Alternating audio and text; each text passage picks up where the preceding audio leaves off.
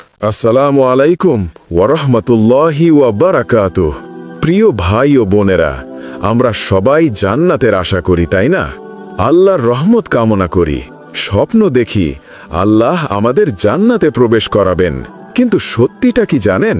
আমাদের জীবনে অনেক কাজ আছে যা আমরা হয়তো হালকাভাবে নেই, গুরুত্ব দিই না, অজান্তেই করি। অথচ সেই কাজগুলোই আমাদেরকে ঠেলে নিয়ে যাচ্ছে জাহান্নামের ভয়ঙ্কর আগুনের দিকে। কোরআন এবং হাদিসে আল্লাহ ও তার রাসূল সাল্লাল্লাহু আলাইহি ওয়াসাল্লাম কিছু বড় গুনাহের কথা বলেছেন। এমন গুনাহ যা যদি কেউ তওবা না করে তবে তার জন্য জাহান্নামের শাস্তি নিশ্চিত হয়ে যায়। আজকের আলোচনায় আমরা জানব সেই 10টি বড় গুনাহ সম্পর্কে। হ্যাঁ, সেই ভয়ঙ্কর 10টি কাজ যা মানুষকে সরাসরি জাহান্নামের দিকে নিয়ে যায়।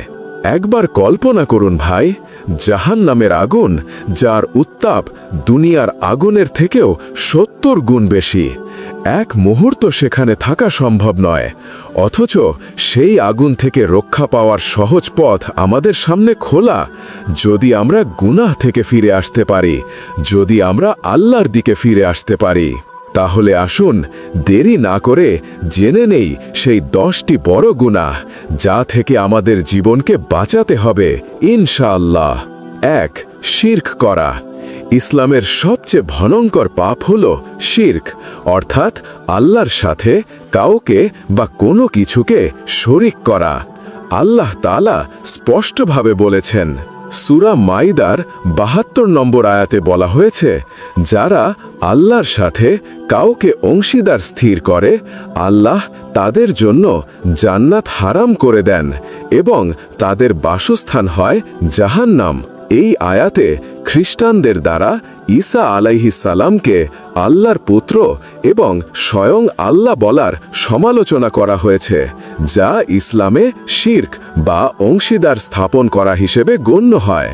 এই আয়াতে মূলত শিরক বা আল্লাহর সাথে অংশীদার স্থাপন করাকে ভয়াবহ অপরাধ হিসেবে উল্লেখ করা হয়েছে। রাসূলুল্লাহ সাল্লাল্লাহু আলাইহি ওয়াসাল্লাম বলেছেন, যে ব্যক্তি আল্লাহর সাথে শরিক করে মারা যাবে সে অবশ্যই জাহান্নামে প্রবেশ করবে। ভাই ও বোনেরা, একটু ভেবে দেখুন, জীবনে যদি নামাজ, রোজা, দান সবকিছুই করি কিন্তু শিরক করি, তবে আল্লাহর দরবারে কিছুই গ্রহণ হবে না। 2. কুফর ও নাস্তিকতা। দ্বিতীয় ভয়ঙ্কর পাপ হল কুফর ও নাস্তিকতা। এটা শুধু বিশ্বাসের অস্বীকার নয়, বরং দ্বীনকে উপহাস করাও কুফরের মধ্যে পড়ে। এর পরিণতি হল আল্লাহর লানত এবং জাহান্নামে চিরস্থায়ী শাস্তি। আল্লাহ তাআলা বলেন, সূরা বাকারা 161 ও 162 আয়াতে বলা হয়েছে যে, যারা কুফরি করে ও কুফরি অবস্থায় মৃত্যুবরণ করে তাদের প্রতি আল্লাহ, ফেরেশতা ও সকল মানুষের অভিসম্পাত পড়বে এবং তারা সব সময় জাহান্নামে থাকবে, যেখানে তাদের শাস্তি কমানো হবে না এবং তাদের কোনো সুযোগও দেওয়া হবে না। অতএব কুফর মানে আল্লাহকে অস্বীকার করা, যা সরাসরি জাহান্নামের রাস্তা। 3. নামাজ ইচ্ছাকৃতভাবে ছেড়ে দেওয়া। তৃতীয় মারাত্মক পাপ হল নামাজ ইচ্ছাকৃতভাবে ছেড়ে দেওয়া। নামাজ হল মুসলিমের ঈমানের স্তম্ভ। ইচ্ছাকৃতভাবে নামাজ ত্যাগ করা শুধু আল্লাহর সন্তুষ্টি হারানো নয়, বরং আখেরাতে ভয়ঙ্কর শাস্তির কারণ। আল্লাহ তাআলা বলেন, সূরা মারিয়াম 59 নম্বর আয়াতে বলা হয়েছে, অতঃপর তাদের পরে এমন এক সম্প্রদায় আসলো যারা নামাজ নষ্ট করল এবং কাম বাসনায় লিপ্ত হল, সুতরাং তারা অচিরেই জাহান্নামে প্রবেশ করবে। রাসূলুল্লাহ সাল্লাল্লাহু আলাইহি ওয়াসাল্লাম বলেছেন, আল্লাহর সাথে বান্দার চুক্তি হল নামাজ, যে নামাজ ছেড়ে দেয় সে কুফর করেছে। তিরমিজি হাদিস 2621। 4. সুদ খাওয়া ও দেওয়া। চতুর্থ ভয়ঙ্কর পাপ হল সুদ খাওয়া ও দেওয়া। সুদ খাওয়া বা দেওয়া হল আল্লাহর কাছে অত্যন্ত বড় পাপ। এটি শুধু আর্থিক লোভ নয়, বরং আল্লাহর সাথে যুদ্ধ করার মতো গুরুত্বপূর্ণ অপরাধ।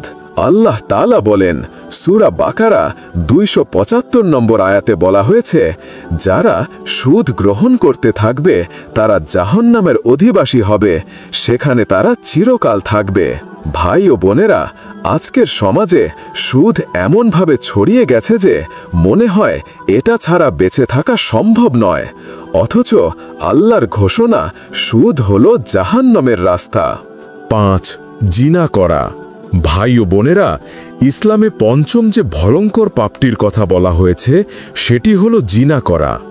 অনেকে ভাবে জিনা শুধু একটি ব্যক্তিগত গুনাহ, কিন্তু না, এটি কেবল ব্যক্তির ঈমান ধ্বংস করে না, বরং একটি পুরো সমাজকে ভেঙে দেয়, নৈতিকতা ধ্বংস করে, পরিবার ব্যবস্থাকে ধ্বংস করে দেয়। আল্লাহ তাআলা আমাদের সরাসরি সতর্ক করে বলেছেন। সূরা বনী ইসরাইলের 32 নম্বর আয়াতে বলা হয়েছে, আর ব্যভিচারের কাছেও যেও না, নিশ্চয় এটা অশ্লীল কাজ এবং মন্দ পথ। এই আয়াতে আল্লাহ তাআলা ব্যভিচার থেকে দূরে থাকতে নির্দেশ দিয়েছেন, কারণ এটি একটি অশ্লীল কাজ এবং এটি মানুষকে মন্দ পথের দিকে নিয়ে যায়। দেখুন, আল্লাহ শুধু বলেননি জিনা করো না, বরং বলেছেন জিনার কাছেও যেও না, অর্থাৎ এমন পরিবেশ, এমন পরিস্থিতি, এমন সম্পর্ক, এমন বন্ধুত্ব থেকেও বাঁচতে হবে যা মানুষকে জিনার দিকে নিয়ে যায়।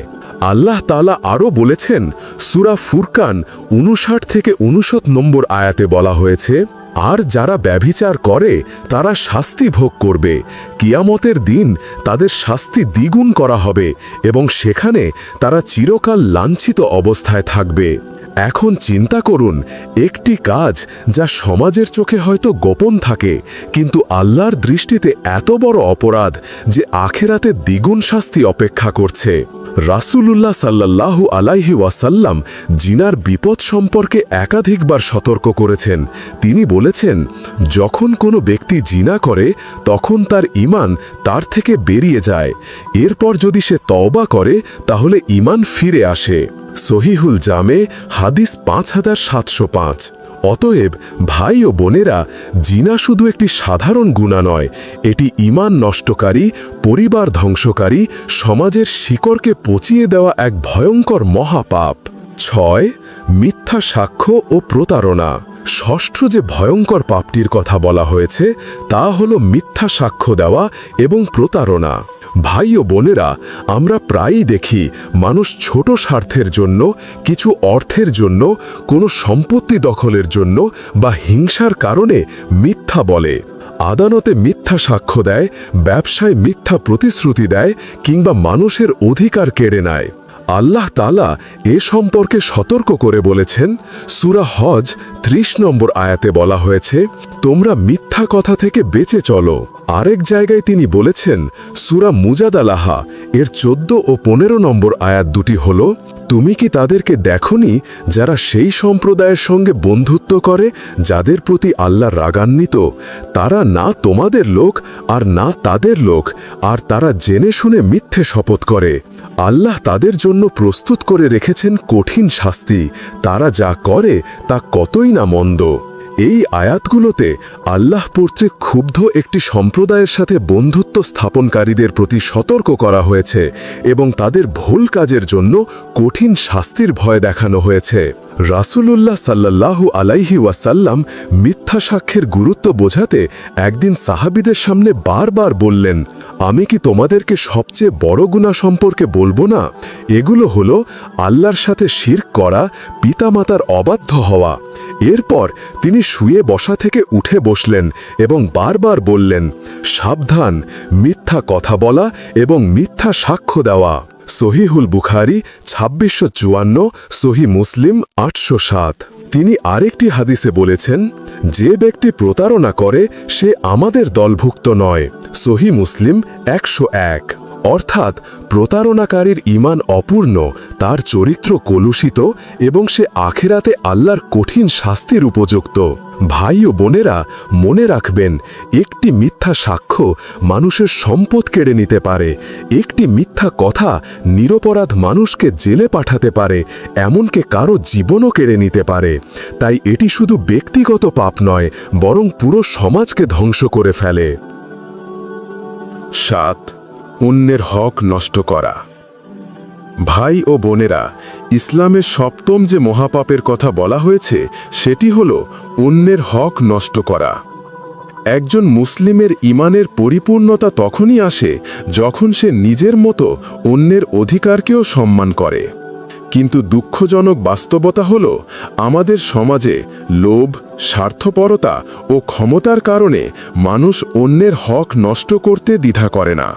আল্লাহ তাআলা বলেছেন, সূরা আন নিসার 10 নম্বর আয়াতে বলা হয়েছে, যারা এতিমদের অর্থ সম্পদ অন্যায়ভাবে খায় তারা নিজেদের পেটে আগুনই ভর্তি করেছে এবং সত্তরই তারা অগ্নিতে প্রবেশ করবে। এই আয়াতটি এতিমদের সম্পদ আত্মসাৎ করাকে কঠোরভাবে নিষিদ্ধ করে এবং এর ভয়াবহ পরিণতির কথা বর্ণনা করে। কত ভয়ঙ্কর সতর্কবাণী! এতিমের সম্পদ হরণ করা, মানুষের সম্পদ দখল করা, কারো হক কেড়ে নেওয়া, এসব কিছুই আসলে নিজের পেটে আগুন ভরার সমান। রাসূলুল্লাহ সাল্লাল্লাহু আলাইহি ওয়াসাল্লাম বলেছেন, যে ব্যক্তি কারো অধিকার অন্যায়ভাবে নেয় সে অবশ্যই জাহান্নামের আগুনে প্রবেশ করবে। সহিহ মুসলিম হাদিস 1610। অতএব ভাই ও বোনেরা, অন্যের হক নষ্ট করা শুধু একটি সামাজিক অপরাধ নয়, এটি আল্লাহর কাছে এমন গুনাহ যা মানুষকে সরাসরি জাহান্নামের দিকে ঠেলে দেয়। আল্লাহ তাআলা বলেছেন, সূরা লুকমানের 14 নম্বর আয়াতে আল্লাহ তাআলা মানুষকে তার পিতামাতার প্রতি সদ্ব্যবহার করার নির্দেশ দিয়েছেন, কারণ মা কষ্টের পর কষ্ট করে সন্তানকে গর্ভে ধারণ করেন এবং তার দুধ ছাড়াতে 2 বছর অতিবাহিত হয়। তাই আল্লাহর প্রতি এবং পিতামাতার প্রতি কৃতজ্ঞ হতে বলা হয়েছে, কারণ সকলের প্রত্যাবর্তন আল্লাহর দিকেই। রাসূলুল্লাহ সাল্লাল্লাহু আলাইহি ওয়াসাল্লাম বলেছেন, আমি কি তোমাদের সবচেয়ে বড় গুনাহ সম্পর্কে জানাবো না? সেগুলো হলো আল্লাহর সাথে শিরক করা এবং পিতামাতার অবাধ্যতা। সহিহ বুখারী 2654, সহিহ মুসলিম 88। বিশেষ করে মায়ের প্রতি অবাধ্যতা ইসলামে ভয়ঙ্কর গুনাহ হিসাবে বর্ণিত হয়েছে। এক সাহাবী জিজ্ঞেস করেছিলেন, ইয়া রাসূলুল্লাহ, কার প্রতি আমার সবচেয়ে বেশি সদাচরণ করা উচিত? রাসূলুল্লাহ সাল্লাল্লাহু আলাইহি ওয়াসাল্লাম উত্তর দিলেন, তোমার মায়ের। তিনি 3 বার এভাবে বললেন, তোমার মায়ের। তারপর চতুর্থবারে বললেন, তারপর তোমার পিতা। সহিহ বুখারী, সহিহ মুসলিম। অতএব যে ব্যক্তি মায়ের অবাধ্য হয় সে আসলে নিজের জান্নাতের দরজা নিজেই বন্ধ করে দেয়। 9. অন্যায়ভাবে জীবন কেড়ে নেওয়া। নবম যে মহাপাপ হল অন্যায়ভাবে মানুষের জীবন কেড়ে নেওয়া। আল্লাহ তাআলা বলেছেন, সূরা মায়েদা 32 নম্বর আয়াতে বলা হয়েছে, যে কেউ প্রাণীর বিনিময়ে প্রাণ ছাড়া বা জমিনে বিপর্যয় ছাড়া কারো জীবন কেড়ে নেয় তবে সে যেন সমগ্র মানব জাতিকে হত্যা করল, আর যে কেউ একটি প্রাণকে বাঁচায় তবে সে যেন সমগ্র মানব জাতিকে বাঁচালো। রাসূলুল্লাহ সাল্লাল্লাহু আলাইহি ওয়াসাল্লাম বলেছেন, একজন মুমিনকে হত্যা করা আল্লাহর কাছে এত ভয়াবহ যেন সমগ্র পৃথিবী ধ্বংস হয়ে যাওয়া। সহিহ বুখারী, সহিহ মুসলিম। অর্থাৎ একজন নির্দোষ মুমিনকে হত্যা করা আল্লাহর কাছে এত বড় অপরাধ যে তার শাস্তি কিয়ামতের দিন ভয়াবহ হবে। তাই ইসলাম নিরপরাধ মানুষের জীবনকে রক্ষা করার ওপর জোর দিয়েছে। 10. গীবত, অপবাদ ও বিদ্বেষ ছড়ানো। দশম যে পাপের কথা বলা হয়েছে সেটি হলো গীবত, অপবাদ এবং বিদ্বেষ ছড়ানো। গীবত মানে হলো কারো অনুপস্থিতিতে এমন কিছু বলা যা সে অপছন্দ করে। যদিও কথাটি সত্যি হোক, তারপরও ইসলামে এটি মারাত্মক গুনাহ। আল্লাহ তাআলা বলেছেন, সূরা হুজুরাতের 12 নম্বর আয়াত অনুযায়ী, হে ঈমানদারগণ, তোমরা অনেক অনুমান থেকে বেঁচে থাকো, কারণ কোনো অনুমান পাপ। তোমরা একে অন্যের গোপন বিষয় খোঁজ না করো এবং একে অন্যের গীবত, অনুপস্থিতিতে নিন্দা করো না, কারণ তোমাদের মধ্যে কেউ কি তার মৃত ভাইয়ের গোশত খেতে পছন্দ করবে? রাসূলুল্লাহ সাল্লাল্লাহু আলাইহি ওয়াসাল্লাম মিরাজের রাতে একটি ভয়ঙ্কর দৃশ্য দেখেছিলেন। তিনি বলেছেন, আমি এমন কিছু লোকের কাছে অতিক্রম করলাম যাদের নখ ছিল তামার। তারা তাদের মুখমণ্ডল ও বুক আঁচড়াচ্ছিলেন। আমি জিজ্ঞেস করলাম, এরা কারা?